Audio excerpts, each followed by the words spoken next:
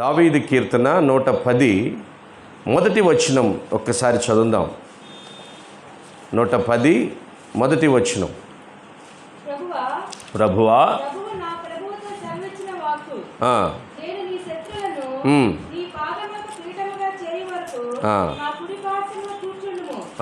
చాలు 110 మొదటి వచనం వరకే మనం ధ్యానం చేసుకుందాం. ఏమంటున్నాడు అక్కడ కీర్తనకారుడు? ప్రభువా నా ప్రభువుతో సెలవిచ్చిన వాక్కు. ప్రభువు ఆయన ప్రభువుతో సెలవిచ్చిన వాక్కు, నేను నీ శత్రువులను నీ పాదములకు పీఠముగా చేయు వరకు నా కుడి పార్శ్వమున కూర్చుండుము. ఇది అంటున్నది, మాట్లాడుతుంది దావీదు, ఇశ్రాయేల్ ప్రజలకు రాజుగా ఉన్న దావీదు. దావీదు యేసుక్రీస్తుకి 14 తరాలు అంటే వంశాలు ముందు పుట్టినవాడు. మరి ఈ దావీదు ఎవరిని ప్రభు అంటున్నాడు, ఎవరిని కూర్చున్నాడని అంటున్నాడు? ఒకసారి మనం దాన్ని ఆలోచించాలి. ఇక్కడ మరలా చదువుదాం. ప్రభువు నా ప్రభువుతో సెలవిచ్చిన వాక్కు. ప్రభువు నా ప్రభువుతో సెలవిచ్చిన వాక్కు. దావీదు పరిశుద్ధాత్మతో నింపబడిన వాడై 100 సంవత్సరాల ముందే యేసుక్రీస్తుని గురించిన ప్రవచనం ఇది. యేసుక్రీస్తు గురించిన మాట్లాడిన మాట ఇది. యేసుక్రీస్తుని ఆయన ముందుగానే ప్రభువుగా ఒప్పుకున్నాడు. ఆ ప్రభువు గురించి తండ్రి అయిన దేవునితో మాట్లాడుతున్న మాట. ప్రభువు నా ప్రభువుతో సెలవిచ్చిన వాక్కు. నా ప్రభువుతో సెలవిచ్చిన వాక్కు, నేను నీ శత్రువులను నీ పాదములకు పీఠముగా చేయు వరకు నా కుడి పార్శ్వమున కూర్చుండుము. ఇప్పుడు యేసుక్రీస్తు వారు తండ్రి కుడి పార్శ్వమున కూర్చుండి నీ కొరకు నా కొరకు విజ్ఞాపన చేస్తున్నాడు. ఆమేన్. అందరూ చెప్దాం హల్లెలూయా, హల్లెలూయా. ఇప్పుడు మనం అపోస్తలుల కార్యాల గ్రంథం 2వ అధ్యాయం 33వ వచనం కాడి నుంచి మనం చదువుకుందాం. కాగా ఆయన దేవుని కుడిపార్శ్వమునకు హెచ్చింపబడి పరిశుద్ధాత్మను గుర్చిన వాగ్దానమును తండ్రి వలన పొంది, మీరు చూచుచు వినుచునున్న దీనిని కుమ్మరించి ఉన్నాడు. దావీదు పరలోకమునకు ఎక్కిపోలేదు, అయితే అతడు ఎట్లనెను, నేను నీ శత్రువులను నీ పాదముల క్రింద పాదపీఠముగా ఉంచు వరకు నీవు నా కుడి పార్శ్వమున కూర్చుండమని ప్రభువు నా ప్రభువుతో చెప్పెను. ప్రభువు నా ప్రభువుతో చెప్పెను. ఇది పేతురు గారు మాట్లాడుతున్న మాట. పేతురు గారు సమాజంతో మాట్లాడుతున్నాడు, ఇశ్రాయేలు ప్రజలతో మాట్లాడుతున్నాడు. ఎలా మాట్లాడుతున్నాడు? పెంతెకోస్తు దినమున ఆ పెంతెకోస్తు అనుభవం, పరిశుద్ధాత్మ వారి మీద కుమ్మరించబడింది. శక్తిని పొందుకున్నారు. లేఖనాలను జరిగిన ఆ లేఖనాలు, ప్రవచించిన ఆ లేఖనాలు ఎత్తి మాట్లాడుతున్నాడు, జ్ఞాపకం చేస్తున్నాడు ఇశ్రాయేలు ప్రజలకి. ఇదిగో ఇప్పుడు మీరు చూస్తున్నారే, ఈ ఆత్మ కుమ్మరించబడింది. ఎలాగా? అగో ఆ రోజు ప్రవచనం, అది యావేలు ప్రవచనం గురించి చెప్పాడు కదా. ఆ ప్రవచనం మీరు దేనిని తిరస్కరించారో, ఏది కాదనుకున్నారో, ఆయనే మెస్సయ్యగా వచ్చాడు. దాని గురించి దావీదు మునుపు ఎప్పుడో చెప్పాడు. 100 సంవత్సరాల క్రితం చెప్పాడు. ఆయన చెప్పాడు. ఏమని చెప్పాడంటే, యేసుక్రీస్తు వారు ఆయన కుడి పార్శ్వమందు కూర్చుని ఉంటాడని. ఆమేన్. అందరూ చెప్దాం హల్లెలూయా, హల్లెలూయా. ఎందుకు కూర్చున్నాడు? అక్కడే జవాబుంది. నీ శత్రువులను ఆయన పాదపీఠముగా చేయు వరకు. శత్రువుని పాదాల కింద ఉంచేంత వరకు యేసుక్రీస్తు వారు కూర్చుని ఉంటాడు. ఇప్పుడు శత్రువు ఎవరు? అపవాది. అపవాది ఏం చేస్తున్నాడు? పాదాల కిందకి వెళ్ళవలసిన అపవాదిని మనుషులు నెత్తి మీద కూర్చోబెట్టుకున్నారు. ఎక్కడ కూర్చోబెట్టుకున్నారు? ఎలా చెప్పగలవు బ్రదర్ నువ్వు ఆ మాట? నెత్తి మీద ఎందుకు దెయ్యాన్ని ఎవడని నెత్తి మీద పెట్టుకుంటాడా అని అనొచ్చు. మీరు పెట్టుకున్నారు. ఇప్పుడు వింటున్నా మీరు, నేను దెయ్యాన్ని నెత్తి మీద కూర్చోబెట్టుకోలేదు అని గుండె మీద చేసుకుని చెప్పలేరు. ఎందుకంటే ఉదయం నిద్ర లేచిన కాడి నుంచి మీరు పడుకునేంత వరకు ఎప్పుడు నీకు ఏ పని చెప్పినా నేను చేస్తాను, అలాగే నువ్వు చాలా బాగున్నావు, నువ్వు చేసేదంతా మంచిది ఇనే పదాలు మనం ఎప్పుడైనా వాడతామా? వాడం. బైబిల్ చెబుతుంది, దేవుని మాటగా ఏది ఎప్పుడు చెప్పినా దానికి చెవియొగ్గి విధేయులై ఉండాలి. విధేయత నీకు లేకపోతే ఏమైంది అంటే నెత్తిన దెయ్యాన్ని కూర్చోబెట్టుకున్నావు. ఆ నెత్తినున్న దెయ్యం దేవుని పాదాల కిందకి, నీ పాదాల కిందకి రావాలంటే దేవుని వాక్యానికి లోబడాలి. ఆమేన్, హల్లెలూయా. దేవుని వాక్యానికి లోబడాలి. ఆ వాక్యానికి ఎప్పుడైతే మనం లోబడతామో అప్పుడు చెబుతాం. ఎదుటి వ్యక్తి తప్పు మార్గంలోకి వెళ్తున్నప్పుడు ఒకేసారి ఖండించి, అయ్యా నువ్వు తప్పు చేస్తున్నావు, దయచేసి మంచి మార్గంలో నడువు అని చెబుతూ నన్ను నేను కూడా సరిదిద్దుకోవడానికి నేను ప్రయత్నం చేస్తాను. అప్పుడు శత్రువు ఆ నెత్తి మీద ఉన్నవాడు ఎక్కడికి వస్తాడు? పాదాల కిందకు వస్తాడు. హల్లెలూయా. సిలువ మరణము ద్వారా, యేసుక్రీస్తు సిలువ మరణము ద్వారా సాతాను యొక్క తల చితక కొట్టబడింది. సాతాను యొక్క తల క్రీస్తు యొక్క పాదముల కిందకు వచ్చింది. మీకు తెలుసు కదా, మనం పాడతాం ఆ పాట. ఏం పాట? క్రీస్తులో జీవించు నాకు ఎల్లప్పుడూ జయముండును, క్రీస్తులో జీవించు నాకు ఎల్లప్పుడూ జయముండును.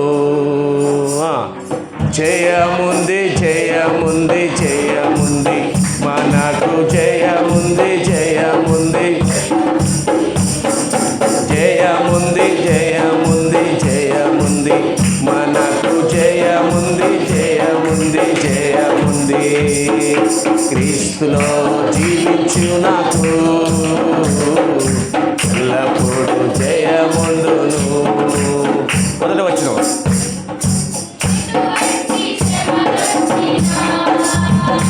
నేను దిగులు పడను ఇలాలో, ఎటువంటి శ్రమలొచ్చినా నేను దిగులు పడను ఇలాలో,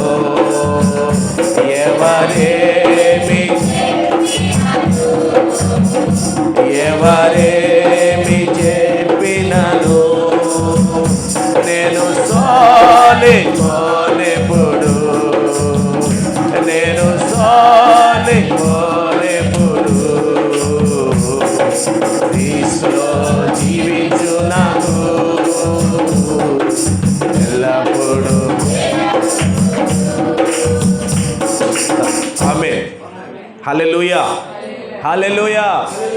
ఆయన ఎందుకు ఆడ కూర్చున్నాడు? జాన్ ఆడ కూర్చోమా, అప్పుడప్పుడు ఆడ తిరుగుతావు పాప, పొద్దుస్తమాను అక్కడే కూర్చొని నా వైపు తిరుగు, వాళ్ళందరం చూడమాక ఇటే తిరుగు. హల్లెలూయా. జాన్ బాగా ప్లే చేసినందుకు అందరం గట్టికి చప్పలు కొడదాం. జాన్ అంటే ఇష్టం ఉండాలి, గట్టికి కొట్టండి. వెల్డన్. ఇక్కడి నుంచి మళ్ళీ ప్రార్థన అయిపోయి ఆటో ఎక్కిందా కదలకుండా కూర్చోవాలి జాన్. దేవుడు అటువంటి స్థిరమైన జ్ఞానాన్ని దేవుడు జానుకు దయచేయునుగాక. ఆమేన్. వాక్యాన్ని విను. యేసుక్రీస్తు వారు తండ్రి కుడి పార్శ్వమున కూర్చున్నాడు. ఎందుకంటే మనందరి కోసం విజ్ఞాపన చేస్తానికి, శత్రువు నెత్తి మీద లేకుండా పాదాల కిందకి రావడానికి. ఈ మాట మాట్లాడుతున్న దావీదు చనిపోయాడు. అంటే దావీదు గురించిగా చెప్పింది. దావీదు యేసుక్రీస్తు గురించి చెప్పాడు. ఎప్పుడో జరగవలసిన దాని గురించి చెప్పాడు. దావీదు చనిపోయాడు. దావీదు దేవుని కుడిపార్శ్వమున లేడు. యేసుక్రీస్తు దేవుని కుడిపార్శ్వమందు ఉన్నాడు. దావీదు పాతిపెట్టబడ్డాడు. దావీదు యొక్క శరీరం కుళ్ళిపోయింది, కానీ యేసుక్రీస్తు యొక్క శరీరం కుళ్ళిపోలేదు. దేవునికి మహిమ కలుగును గాక. ఈ మాట కూడా కీర్తనకారుడే వ్రాసాడు తన కీర్తనలో. చూడండి, 16వ దావీదు కీర్తన. త్వరగా తీయాలి. 8 నుంచి 10 వచనాలు నిదానంగా అర్థమయ్యేటట్టు చదవండి ఎవరైనా.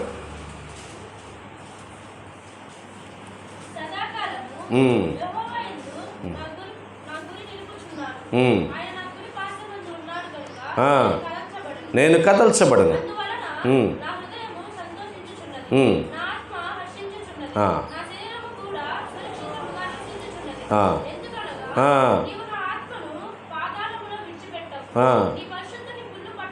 చాలు. నేను ఎప్పుడు సంతోషిస్తాను, నేను ఎప్పుడు ఆనందంగా ఉంటాను. నేను నీ కుడిపార్శ్వమందు ఉంటాను. నీవు నన్ను కుళ్ళు పట్టలేవు. ఎవరు అంటున్నారు ఈ మాట? దావీదే. కానీ ఎవరి గురించి అన్నాడు? దావీదు గురించి అయితే కాదు. ఎవరి గురించి? ప్రభు అయిన యేసుక్రీస్తు గురించి. హల్లెలూయా. అపోస్తుల కార్యాల గ్రంథం ఇదే పాదం. అపోస్తులైన కార్యంలో లోక చక్కగా రాశాడు ఈ మాటలు. 2వ అధ్యాయం 25 నుంచి మనం చదివితే అర్థమవుతుంది. ఆయనను గూర్చి దావీదు ఇట్లనెను, నేను ఎల్లప్పుడూ నా ఎదుట ప్రభువును చూచుచుంటిని. ఆయన నా కుడిపార్శ్వమున ఉన్నాడు గనుక నేను కదల్చబడను. కావున నా హృదయం ఉల్లసించెను, నా నాలుక ఆనందించెను, మరియు నా శరీరము కూడా నిరీక్షణ కలిగి నిలకడగా ఉండును. నీవు నా ఆత్మను పాతాళములో విడిచిపెట్టవు, నీ పరిశుద్ధిని కుళ్ళుపట్టనీవు. నీ పరిశుద్ధిని కుళ్ళుపట్టనీవు. ఎవరు పరిశుద్ధులంటే ప్రభు అయిన యేసుక్రీస్తు వారు. ఆమేన్. హల్లెలూయా. ఆయన పరిశుద్ధుడు. ఆయన శరీరం కుళ్ళిపోయిందా? లేదు. ఆయన మరణించాడు.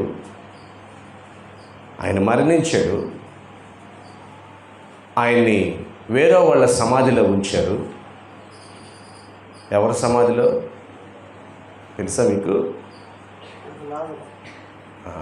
ఒకటి తప్పు ఒప్పు ముందు కరెక్ట్గా చెప్పేస్తాడు బయటికి. ఎవరి సమాధిలో? ప్రార్థన అయిపోయేలోపు చెప్పండి. ఎవరి సమాధిలో? వేరే వాళ్ళ సమాధిలో ఉంచారు. ఆయనతో పాటు ఇంకొక ఆయన కూడా ఉంటాడు. ఆయన పేరు చెప్పమంటారా? కనీసం నేను ఇద్దరు కలిసి ఆయన సమాధి చేశారు, తీసుకెళ్ళారు.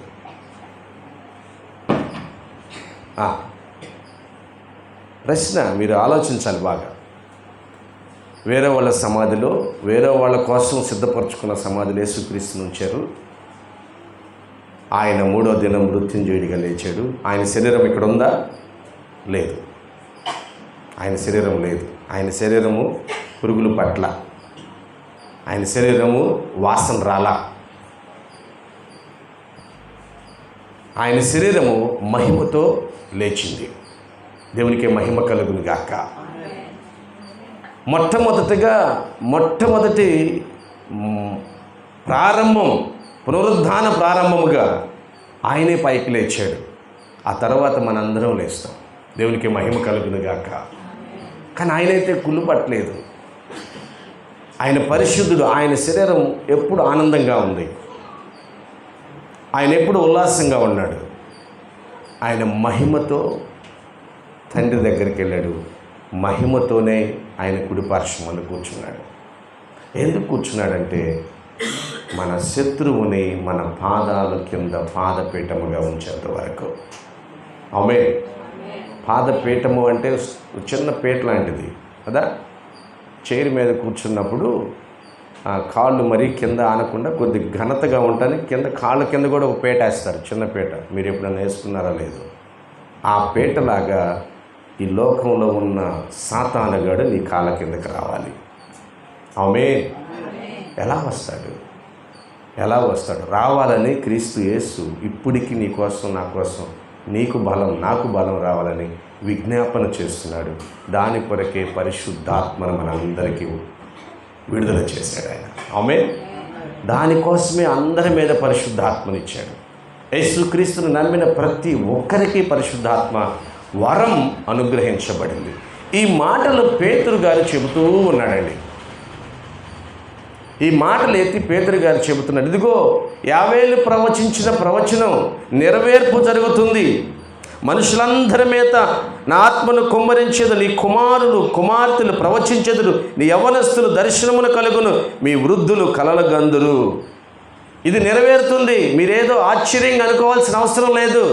ఇంకొకటి కూడా ఉంది నెరవేరాల్సింది. ఏంటో తెలుసా?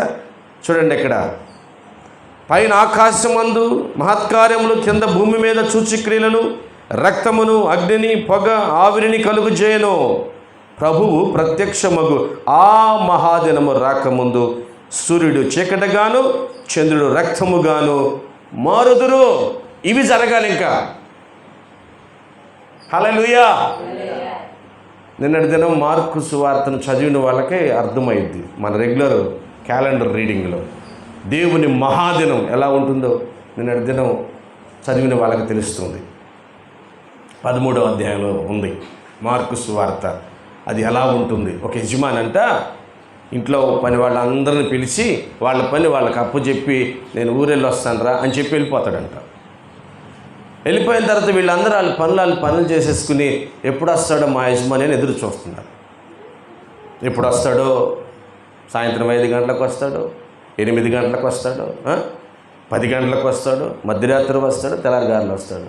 కానీ ఏం చేయాలి? మనం ఎదురు చూడాలి. ఆ మహాదినం రాబోతుంది. ఆ రోజు వచ్చేటప్పుడు ఎలా ఉంటుంది తెలుసా? రాజుల మీదకి రాజులు తిరగబడుతున్నారు. ఇప్పుడు మనం చూస్తున్నాం కదా, దేశాలు యుద్ధాలు చేసుకుంటున్నాయి. యుద్ధాలు ఇంకా ఆగట్లేదు. యుద్ధాలు ఆపడానికి ఎన్నో ప్రయత్నాలు జరుగుతున్నాయి. ఆర్థికంగా కొన్ని దేశాలు దెబ్బతినిపోతున్నాయి. రాకడ సమయం, ఆ మహాదిన సమయం దగ్గరకు వచ్చింది. మరి మనం ఎలా ఉండాలి? శత్రువుని నెత్తి మీద కూర్చుని నీకు లేనిపోయిన ఆలోచనలు చెప్పి ఎక్కడికంటే అక్కడికి తీసుకెళ్తున్నాడు. ఈరోజు శత్రువు ఎక్కడున్నాడో తెలుసా? ప్రతి కుటుంబంలో తాండవం ఆడుతున్నాడు. ఈరోజు పిల్లల్ని ఒక మాట అనడానికి లేదు. అన్నామా డైరెక్ట్గా అంటున్నారు, మేము మందు తాగి చేస్తాం, రైలు కింద పడి చేస్తాం. ఎవరిని బెదిరిస్తున్నారు వాళ్ళు? సాతాను నెత్తి మీద పెట్టుకుని తల్లిదండ్రులను బెదిరిస్తున్నారు.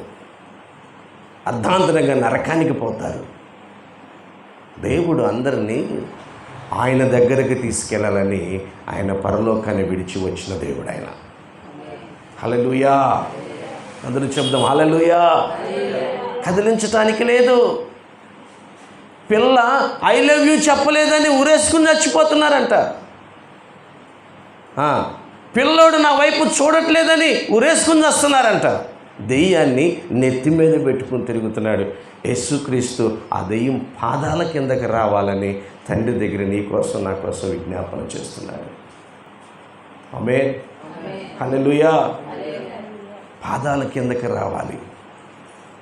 మరి ఈరోజు ఈ మాటలు వింటున్న మీ జీవితంలో దెయ్యం నెత్తి మీద ఉందా, పాదాల కింద ఉందా? యేసుక్రీస్తును అంగీకరించిన వారు పరిశుద్ధాత్మతో నింపబడాల్సిన వారు చీకటి శక్తులతో నింపబడుతున్నారు. ద్వేషాలతో మాట్లాడుతున్నారు. బయకేమో నవ్వుతున్నారు, లోనేమో కలహాలు పెట్టుకుంటున్నారు. పైకేమో ప్రేమగా ఉంటున్నారు, లోనేమో విపరీతమైన ద్వేషాలు పెంచుకుంటున్నారు.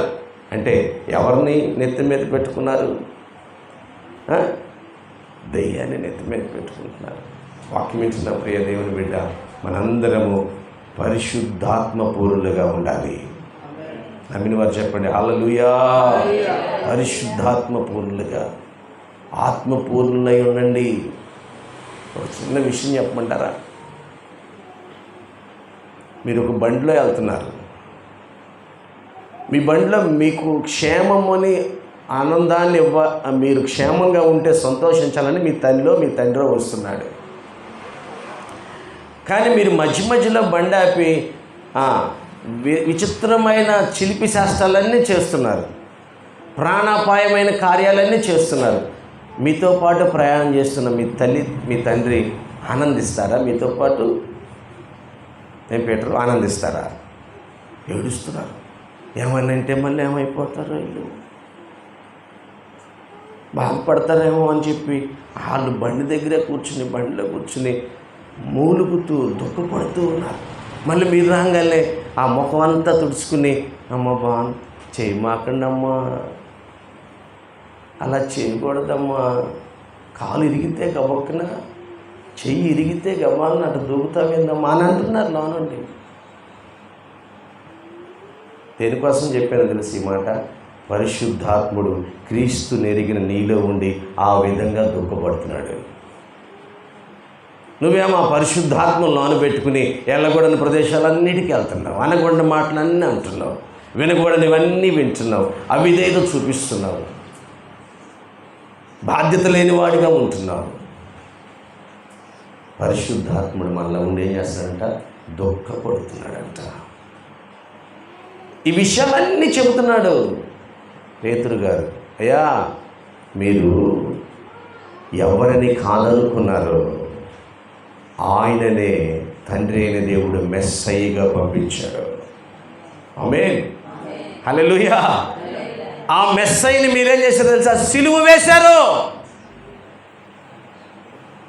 ఆ మెస్సయ్యని మీరు చంపేశారు. ఆయన తిరిగి లేచాడు, దానికి మేము సాక్షులం. హల్లెలూయా. మేము కళ్ళారా చూసాం. ఆయనతో మేము 3.5 సంవత్సరం నడిచాం. ఆయన చనిపోయిన వారిని తిరిగి లేపాడు. ఆయన దగ్గరికి ఎవరు వచ్చినా ఏ బలహీనత అయినా కానీ విడిచి వదిలిపెట్టి వెళ్ళలా, అందరినీ స్వస్థపరిచాడు ఆయన. నమ్మిన వారి గట్టిగా హల్లెలూయా. అందరికీ సమాధానం ఇచ్చాడు. ఒక తల్లి ఒకే ఒక కొడుకంట, పాపం చనిపోయాడంట. ఆ కొడుకుని పాడి మీద తీసుకుని వెళ్తున్నారు సమాజం. ఆ తల్లి వెనకాల ఏడుస్తూ ఉంది. యేసుక్రీస్తు వారు ఎందుకు ఆ మార్గాన్ని వస్తున్నాడు చూశాడు, తల్లిని వైపు చూశాడు. అరే పాపం ఇంకెవరు లేదు, ఇంత బాధపడుతుంది, సమయం ఇద్దామా అనిపించిందేమో మరి. ఆగండి అన్నాడు. ఆ పాడి మీద ఉన్న ఆ బాలుణ్ణి ముట్టాడు, లేచి కూర్చున్నాడు ఆయన. హల్లెలూయా. అమ్మా ఇదిగో నీ బాబు. ఎంత సంతోషం! దేవుడు అంత గొప్ప కార్యాలు చేయటానికి లోకానికి వచ్చిన దేవుడు ఆయన. అలా చేస్తుంటే మీరేమో ఆయన్ని సిలువ వేశారు. పేతురు ఎంత ధైర్యంగా చెప్పాడు తెలిసి ఈ మాట. అక్కడున్న ఇశ్రాయేలు ప్రజలు పేతురు చంపేయచ్చు అనమాట. అరే మేము చంపిన వాళ్ళని మళ్ళీ ఎత్తి చూపిస్తున్నావు మాకు అని అనొచ్చు. కానీ పేతురు పరిశుద్ధాత్మతో నింపబడి ఉన్నాడు. ఆమేన్. పరిశుద్ధాత్మతో నింపబడి ఉన్నాడు పేతురు. విద్య లేదు యేసు దగ్గరకు వచ్చేటప్పుడు, కానీ యేసు దగ్గరకు వచ్చిన తర్వాత మేబీ విద్యను నేర్చుకున్నాడేమో 3.5 సంవత్సరం. హల్లెలూయా కదా. యేసుక్రీస్తు నడిచేటప్పుడు, యేసుక్రీస్తు పరిచర్యలో ఉన్నప్పుడు సేవకు కావాల్సిన అన్ని యేసుక్రీస్తు వారి శిష్యులకు నేర్పించాడు. అప్పుడు మాట్లాడుతున్న తీరును చూస్తుంటే కొందరు ఆశ్చర్యపోయి, అరే ఇది చేపలు పట్టేవాడు కదా, ఏంది ఎట్లా మాట్లాడుతున్నాడు, ఇంత అర్థవంతంగా మాట్లాడుతున్నాడు, ఇంత స్పష్టంగా మాట్లాడుతున్నాడు. మనం చదివి ధ్యానించిన ఆ ధర్మశాస్త్రంలో ఉన్న మాటలు ఎత్తి చూపిస్తున్నాడు. ఎలా చదివాడు రా వీడు అనుకుంటున్నారు. ధైర్యముగా పేతురు బోధిస్తూ ఉన్నాడు. హల్లెలూయా. ధైర్యముగా బోధిస్తాడు. ఏమంటున్నాడు చూడండి అక్కడ 31వ వచనం. క్రీస్తు పాతాళములో విడవబడలేదనియు ఆయన శరీరము కుళ్ళిపోలేదనియు దావీదు ముందుగా తెలుసుకుని ఆయన పునరుద్ధానమును గూర్చి చెప్పెను. ఈ యేసును దేవుడు లేపెను, దీనికి మేమందరము సాక్షులం. హల్లెలూయా.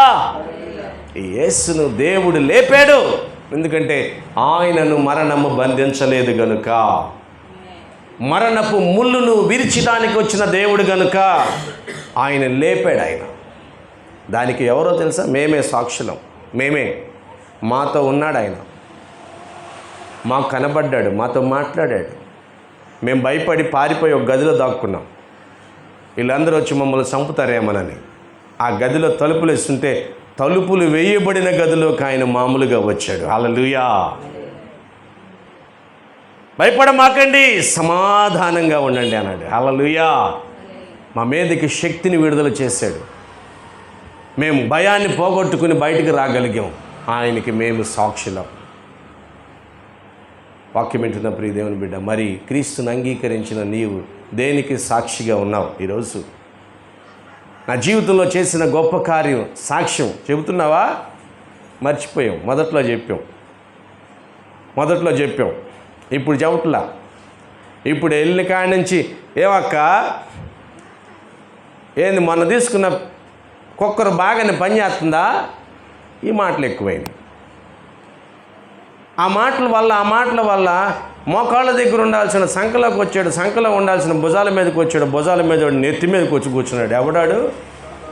దెయ్యం. ఇక నీకు దేవుని మాటలు ఎప్పుడు వస్తాయంటే ఆదివారం ప్రార్థనలో కూర్చున్న 40 నిమిషాలు మాత్రమే వస్తాయి. ఇక ఇంటికి వెళ్ళిన కాడి నుంచి ఏందంట వాళ్ళంతా ఎగిరి పడుతున్నారు, ఏదో ఈ మధ్య ఆ లాస్ట్ కలిసి వచ్చిందనే ఈ మాటలు ఎక్కువైనాయి మనకి.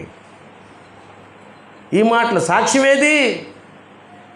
దేవుడు ఏం చేశాడంటే నీకు చేసే గొప్ప కార్యాలు కనుమరుగైపోయాయి. నీకు ఈరోజు బ్రతికున్నావు. నేను కమ్మగా తింటున్నాను కాబట్టి బ్రతికున్నాను, నా కాళ్ళు ఇల్లు ఇచ్చారు కాబట్టి కలిసి వచ్చింది అనుకుంటున్నా, కానీ దేవుని కృప ద్వారా నాకు వస్తున్నాయి అని మర్చిపోయావు.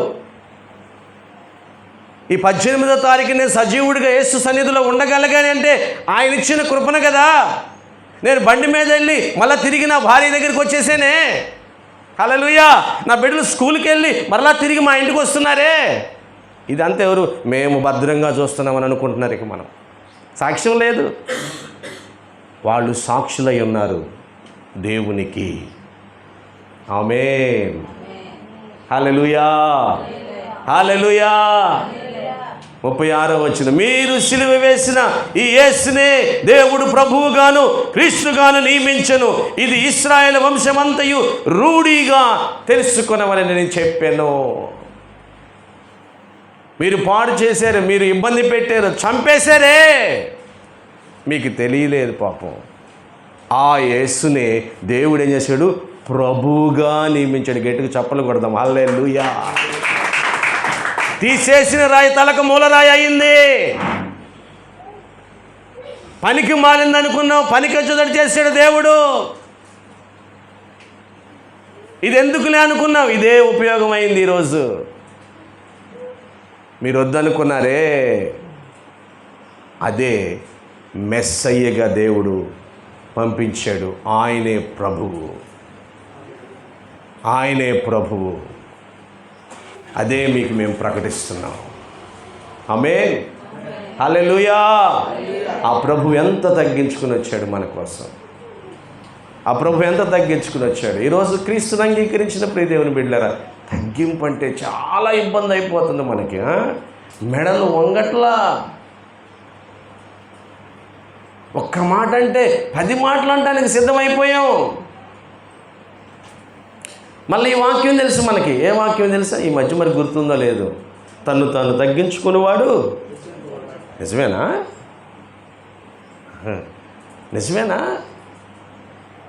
నెత్తి మీద దెయ్యం ఉంటే తను తాను తగ్గించుకునేవాడు అనే మాట రాదు, తను హెచ్చించుకునేవాడు అని వచ్చింది.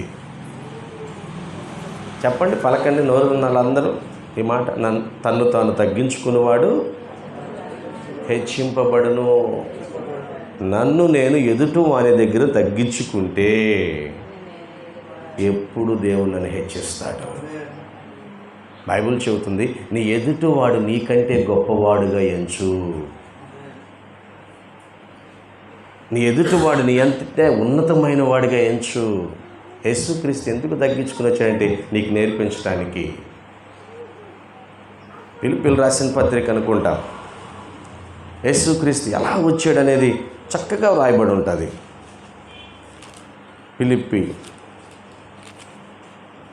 2వ అధ్యాయం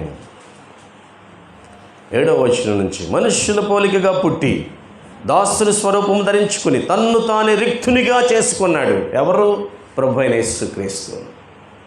ప్రభువైన యేసుక్రీస్తు. మరియు ఆయన ఆకారమందు మనుషుడిగా కనబడి మరణము పొందినంతగా, అనగా శిలువ మరణము పొందినంతగా విధేయత చూపిన వాడే తన్ను తాను తగ్గించుకునెను.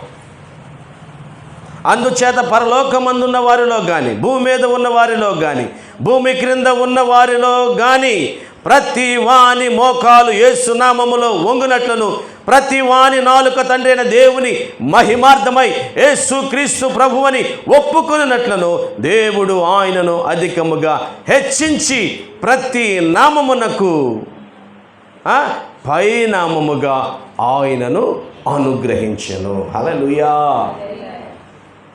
తగ్గించుకున్న దేవుడు ఆయన, నీ కోసం నా కోసం. అత్యున్నత సింహాసనముపై ఆసీనుడావైన దేవా, అత్యున్నత సింహాసనముపై ఆసీనుడావైన దేవా, అత్యంత ప్రేమ స్వరూపివి నీవు,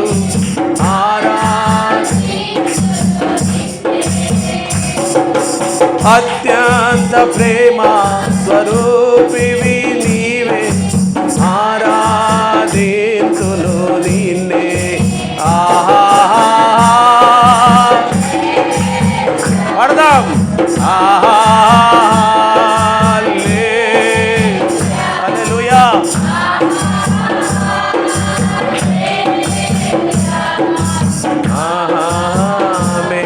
అంత గొప్ప దేవుడు, అంత గొప్ప దేవుడు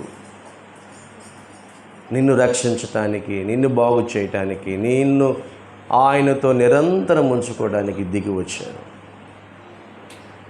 వచ్చాడు.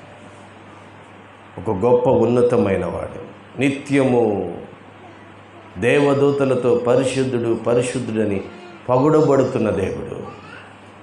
ఆయన తేజో వైపు, ఆయన మహిమ వైపు తేరి చూడలేము. అంత గొప్ప వెలుగుతో నింపబడిన దేవుడు ఆయన. ఆయన పూర్తిగా రిక్తునిగా చేసుకుని వచ్చేసాడు. దాసుడిగా వచ్చాడు. ధనవంతుల ఇంట్లో జన్మించాడంటే కాదు, సాధారణమైన ఇంట్లో సాధారణమైన జీవితాన్ని జీవిస్తున్నవారు. యేసుక్రీస్తుని ఏ విధంగా పెంచారు? మామూలుగా సాధారణమైన ఆహారంతోనే పెరిగాడు ఆయన. యేసుక్రీస్తుని పెరిగేటప్పుడు వాళ్ళ తండ్రిగా ఉంటున్న యేసేపు గారు వడ్రింగి పని చేశాడు. నాన్నగారికి సహకారిగా ఆయన కూడా వెళ్ళి వడ్రింగి పనిలో సహకారిగా ఉన్నాడు. తల్లికి సహకారిగా ఉన్నాడు. తగ్గించుకున్నాడు. ప్రియ దేవుని బిడ్డలారా, మనం తగ్గించుకోవాలి. మనల్ని మనం తగ్గించుకోవాలి. అప్పుడు మనము హెచ్చించబడతాము. ఆమేన్. మనల్ని మనం తగ్గించుకోవాలి. ఆయన తగ్గించుకుని ఈ మాటలు చెబుతున్నప్పుడు మీ మధ్యలోనే తిరిగాము. మీరు ఎక్కడికంటే అక్కడికి వచ్చాము. సమాజ మందిరాల్లో ఆయన కింద కూర్చుని మీకు బోధించాడు. ఆయన మీరు చేదరించుకున్నారు. ఆయన కోసం రాళ్ళు వేసి కొట్టాలనుకున్నారు. కొండ మీద నుంచి నెట్టి చంపేద్దాం అనుకున్నారు. ఆఖరికి ఆయన్ని మీరు సిలువుకు అప్పగించారు. సిలువుకు అప్పగించడం కదా, ఆయన మీద ఉమ్మి వేశారు.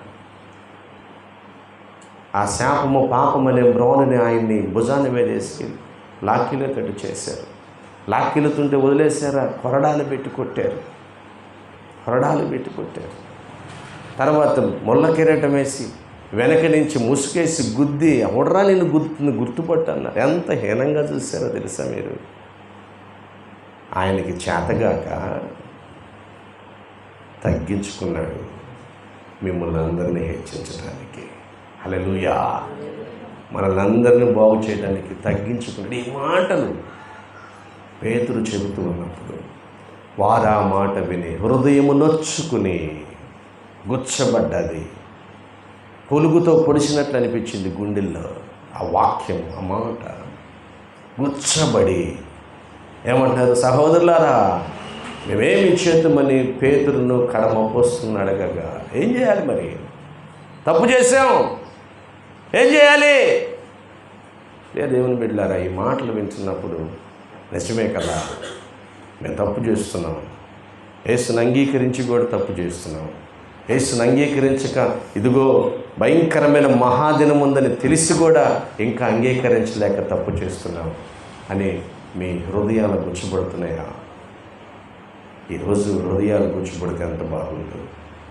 ఆమె అందరూ చెప్దాం హల్లెలూయా. మీకు తెలుసా, డిఎల్ మోడీ గారు గొప్ప దైవజనుడు, గొప్ప దైవజనుడు. బైబిల్ కాలేజీ ఉంది ఆయనకి. లక్షల మందికి సువార్తను చెప్పాడు ఆయన. సరిగా చదువుకోవాలా, అంత మాట కూడా ఆయనకి రాదు, అంత మాట తీరు కూడా ఆయనకి రాదు.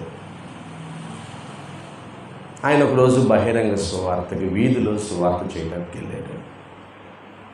వీధిలో సువార్త చెబుతున్నాడు. సాయంకాల సమయం. పరిశుద్ధాత్మ దేవుడు ఆయన అంటున్నాడు, ఇదిగో ఇక్కడ ఉన్న నీ మాటలు వింటున్నారు కదా, వీళ్ళందరితో ఒకసారి నీ పిలుపును ఇవ్వు. ఇగో ఈరోజు ఈ మాటలు విని ఎవరైనా యేసుక్రీస్తుని అంగీకరించినట్లయితే ముందుకు రండి, చేతులు ఎత్తండి అని వాళ్ళందరికీ పిలుపునివ్వు అని అంటున్నాడు. డిఎల్ మోడీ, అయ్యా వీళ్ళందరూ ఒకడేమో కూర్చుని అంటున్నాడు, ఒకడేమో బీడీ తాగుతాయి అంటున్నాడు, ఒకడేమో తాగుతాయి అంటున్నాడు, ఒకడేమో నడుస్తాయి అంటున్నాడు, ఒకడేమో కొట్టులో సరుకులు కొనుక్కుంటూ అంటున్నాడు. అయ్యా వీడు సరిగ్గా వినలేదేమోనయ్యా, నేను పిలవలేనులే అన్నట్టుగా ఉన్నాడు అని ఆయన పని ఆయన ప్రార్థన చేశాడు, వెళ్ళిపోయాడు. నిద్రపోతున్నాడు వెళ్ళి రూమ్లో. మంచి మధ్యరాత్రి వేళ కిటికీలో గుండా పట్ట పొగులు లాంటి ఒక వెలుగు కనపడిందంట. ఏంది ఎంత ఇంకా తెల్లవారలేదు కనుక ఇంకా పగలైపోయిందా అని చెప్పి కిటికీలో గుండా బయటకు చూస్తే ఆ పట్టణం మధ్యలో తగలబడుతూ ఉంది.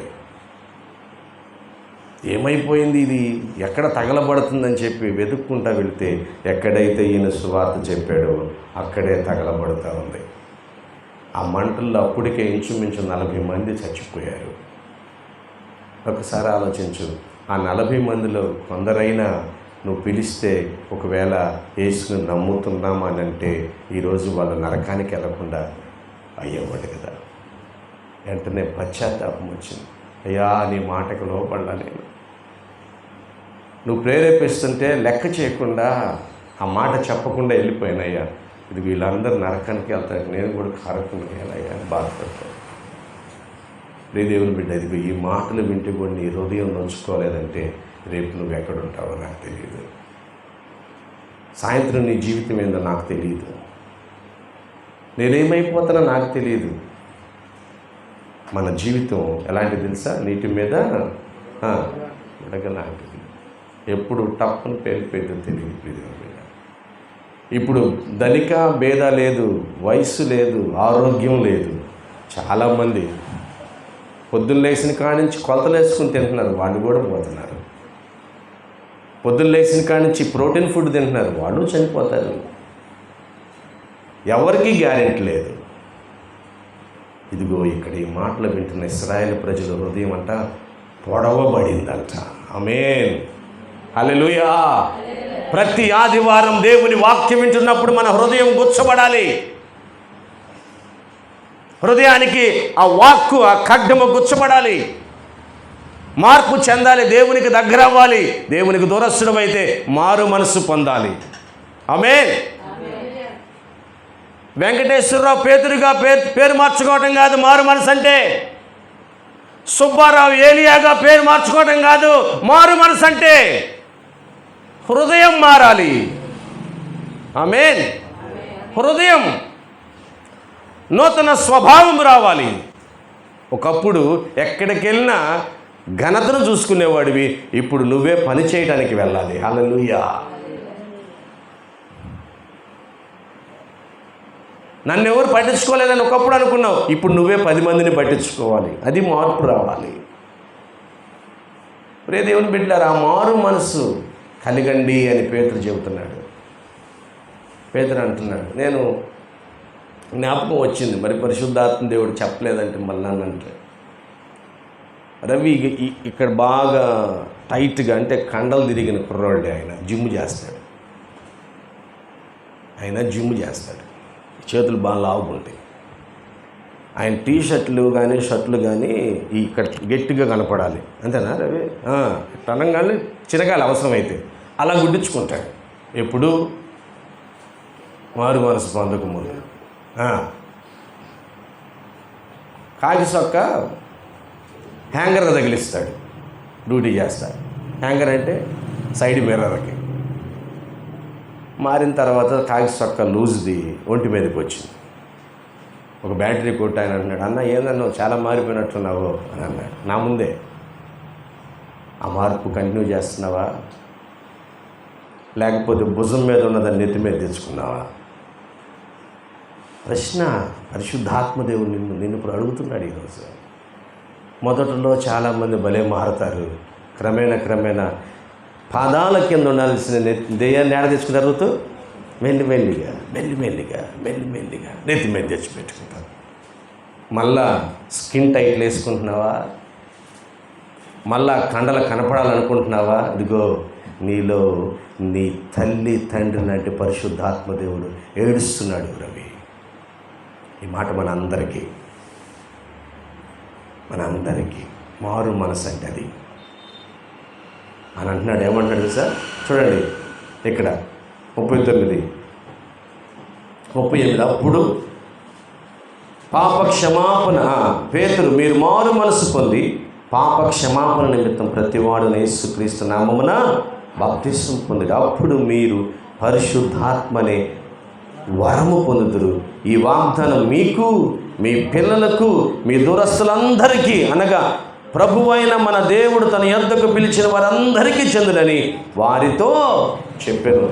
ఇంకను అనేక విధములైన మాటలతో సాక్ష్యం ఇచ్చి మీరు మూర్ఖులకు ఈ తరము వారికి వేరై రక్షణ పొందుడని వారిని హెచ్చరించారు. ఇన్ని మాటలు చెబుతున్నా కానీ పాపం ఇక మన బాబీ లాంటి వాళ్ళు అక్కడ ఒక టీమ్గా వెళ్ళాడు. బాబీయే పేతురు గారు వాక్యం చెబుతుంటే వెళ్ళాడు. ఆ మాటలు చెప్పేవాడు బాబీకి హృదయం కదిలిపోయి ముందుకు వెళ్తున్నాడు. వెనకాల వచ్చారు బాబీ ఫ్రెండ్స్, అరే ఆఖరి నాయన వీళ్ళందరూ ఇదే చెబుతారు, నువ్వు ఎందుకు అంత తొందరపడతా అంటున్నాడు. అర్థమైందా జాన్? మరి ఈ వాక్యం అందరూ అంతే చెప్పేది, లాస్ట్కి వేసే చచ్చిపోయాడు తిరిగి లేచాడని చెబుతారా? ఎందుకు అంత తొందరపడతావు? ఎందుకు ముందుకు వెళ్ళమాక, గబాలు చెయ్యమాక, మరి మనసు పొంతన అనమాకరా నాయన, నువ్వురా మనకు వెనకాల చాలా ఉంది చేయాల్సింది అని లాగుతున్నారంట. అప్పుడు పేతురు గారికి ఇవన్నీ చూసి, ఒరే మూర్ఖ జనులారా, వంకర బుద్ధి కలిగిన వారులారా, ఆ చెడిపోయిన తరంలాగా మీరుండమాకండి, మార్పు చెందండి అని హెచ్చరించాడంట. హల్లెలూయా. అదే రాసింది బైబిల్లో, నేనేమి వేరే విధంగా సొంత మాటలు చెప్పలా, అదే రాసింది బైబిల్లో. ఎవరు ఆ తరము వారంటే ఎంత చెప్పినా సునుక్కున్నారు ఇశ్రాయేలు ప్రజలు కదా. ఏమైపోయారు వాళ్ళు నీకు తెలుసా? రాలిపోయారు.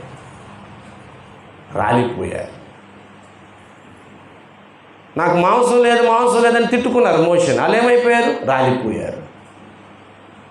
మోషేనేనా యాజకుడు, అహరోనేనా యాజకుడు, ఇంకెవరు లేరా అని కోరాహు తిట్టుకున్నాడు, మిరియాము తిట్టుకుంది. ఏమైపోయారు? రాలిపోయారు. అటువంటి మూర్ఖ జనంలాగా మీరు ఉండమాకండి, మారు మనసు పొందండి రా, ముందుకు రండి. దేవునికి మహిమ కలుగును గాక. ఆనాడు ఇంచుమించు 3,000 మంది పైగా రక్షించబడ్డారంట. దేవునికి మహిమ కలుగును గాక. 3,000 మందికి పైగా క్రీస్తులో చేర్చబడ్డారంట. ఆ తర్వాత జరిగిన 4 విషయాలు చెప్పి ఈరోజు నేను ముగిస్తాను. ఏం జరిగింది ఆ తర్వాత? 42వ వచనం, మీరు వీరందరూ పొందిన వారందరూ ఏమయ్యారు? అపోస్తల బోధ యందును, సహవాసం యందును, రొట్టె విరుచుట యందును, ప్రార్థన యందును ఎడతెగని వారుగా. రొట్టె విరుచుట యందు, ప్రార్థన యందు, సహవాసం యందు ఎడతెగని. ఇది ఎక్కడ ప్రారంభమైందంటే ఆది అపోస్తల సంఘంలో ప్రారంభమైంది. ఇప్పటికీ ఉందండి ఇది, కానీ 4 లేవు. అందుకే సంఘాలు దీవించబట్ల. క్రైస్తవుడు పడిపోతుందని కారణం, అంటే నెత్తి మీద పెట్టుకొని సైతాన్ని తిరగడానికి గల కారణం ఈ సహవాసం లేదు. ఏం సహవాసం ఇది? ఒకటి బోధయందు, చదవాలి అందరూ. ఒకటి బోధయందు, సహవాసం యందు, రొట్టె విరుచుట యందు, ప్రార్థన చేయుట యందు. ఈ లేవు. వాక్యం వినటానికి ఆసక్తి లేదు ఈరోజు. సహవాసం ఇప్పుడు వెళ్తాం మళ్ళా శుక్రవారం వచ్చినప్పుడు కలుస్తాం. ఈ మధ్యలో ఎవరైనా ఫోన్లు చేసుకుని పలకరించుకుంటారు. ఏదైనా ఉప్పు పప్పు కూర గీర దేశ ఏదైనా అవసరమైతే ఆ పనుల కోసం పలకరించుకుంటారు. వాక్యం గురించి పలకరించుకోరు, ప్రార్థన గురించి పలకరించుకోరు, సహవాసం గురించి మాట్లాడుకుంటారు కొంతమంది వేరే సందర్భం గురించి. అర్థమవుతుందా? ఆ తర్వాత రొట్టె విరచటం, భోజనం, రెండు విధాలుగా ఇది కలిసి వస్తుంది. భోజనం ఒకటి. దయచేసి ఈ సంవత్సరం ఇది మనం ప్రారంభిద్దాం. క్రీస్తు వెలుగు సంఘముల నూతనమైన కార్యాలు మొలిచే ఉన్నాయి, అవి మనం గ్రహించాలి. ఆమేన్. మనం ప్రారంభిద్దాం. నెలకొక్కసారైనా నీ సహోదరులను ఎవరైనా సరే నువ్వు ఇంటికి పిలిచి ఒక చక్కటి కుటుంబ ప్రార్థన పెట్టుకుని వారికి భోజనం పెట్టు. ఇది సహవాసం. హల్లెలూయా. నువ్వు ఏదో పెద్ద వంటకం చేయాలనుకోమాక, నీకు కలిగి ఉన్నది వారిని పిలువు, ప్రేమతో పెట్టు. మనం కలిసి ఉంటే సాతాను కాళ్ళ కిందకు వస్తాడు. హల్లెలూయా. మనం కలిసి లేకపోతే సాతాను నెత్తి మీదకి వెళ్తాడు. మీరు అలా కలిసి ప్రార్థన చేసుకుని, కుటుంబ ప్రార్థన పెట్టుకుని ఆ రొట్టె విరచడం ద్వారా మీ మధ్యలో ఉన్న విభేదాలు తొలగిపోతాయి. ఆమేన్. ప్రతి నెల ఈ సహవాసపు పనులు చేయాలి. మనం ప్రతి నెల ప్రార్థనలో ఎడతెగని వారిగా ఉండాలి. చూడండి, అపోస్తల కార్యం 1వ అధ్యాయం 14వ వచనం తీయండి, నేను చెప్తాను, తీయండి. అక్కడ ఏం చేశారు? అందరూ కూడుకుని ఏక మనస్సు గలవారుగా ఉన్నారంట కదా. ఏక మనస్సు కలిగి ప్రార్థన చేశారు. తర్వాత రోమా 12వ అధ్యాయం 12వ వచనం ఏం చేస్తున్నారు? ఆశతో ఎదురు చూస్తూ ఆనందంగా ప్రార్థన చేస్తున్నారంట. ఆ వచనం మీరు రాసుకున్న తర్వాత చదువుకోండి. తర్వాత ఎఫెసుకు రాసిన పత్రిక 6వ అధ్యాయం 18వ వచనం, ఒక సైనికుల వలె అన్ని సమయాలలో పట్టుదలతో ప్రార్థన చేయాలి. డ్యూటీలో ఉన్న సైనికుడు ఎలా ఉంటాడు? ఎప్పుడు స్టడీగా ఉంటాడు. తన రైఫిల్ పట్టుకుని ఎప్పుడు శత్రువు వస్తాడా, ఎప్పుడు ఎదుర్కోవాలా, నేను డ్యూటీలో ఉన్నాను, ఇప్పుడు నా సమయంలో ఏ సైనికుడు ఏ శత్రువు లోనకు రావడానికి లేదు, నేను వాడిని కాల్చివేయాలి అని చెప్పి పట్టుదలతో సైనికుని వలె ప్రార్థన చేసేవాడిగా ఉండాలంటారు. ఆమేన్. హల్లెలూయా. ఉన్నారా? మెలకువగా మొత్తులై ఉండమాకండి, మెలకువ కలిగి ఉండండి, ప్రార్థనలో పట్టుదల కలిగి ఉండండి.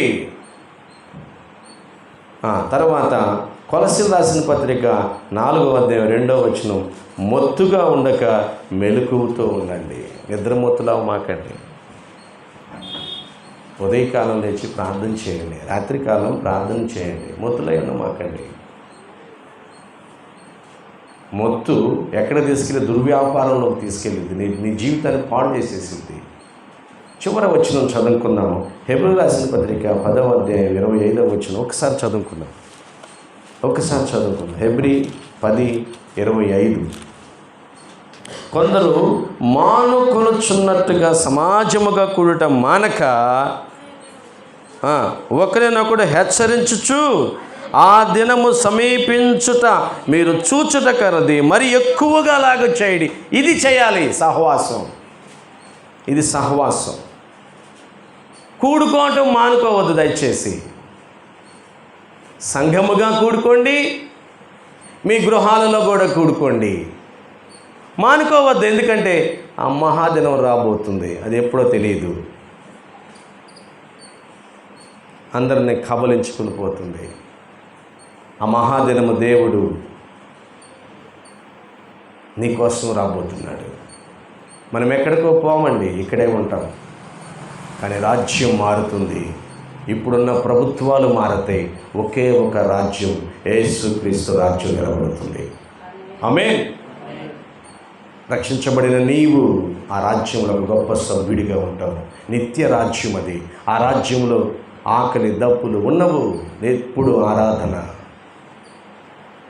ఆ రాజ్యంలో నువ్వు పనివాడిగా, ఆ రాజ్యంలో విస్తరింపజేసేవాడిగా ఇప్పుడు ఉండాలి అంటే ఇదిగో కూడుకోవటం మానబాకండి. ప్రియ దేవుని బిడ్డారా, 2025 ఎన్ని ఆబ్సెంట్లు అయ్యావో నాకు తెలియదు. నీ హాజరు ప్రభువైన యేసుక్రీస్తు దగ్గర ఉన్నాయి.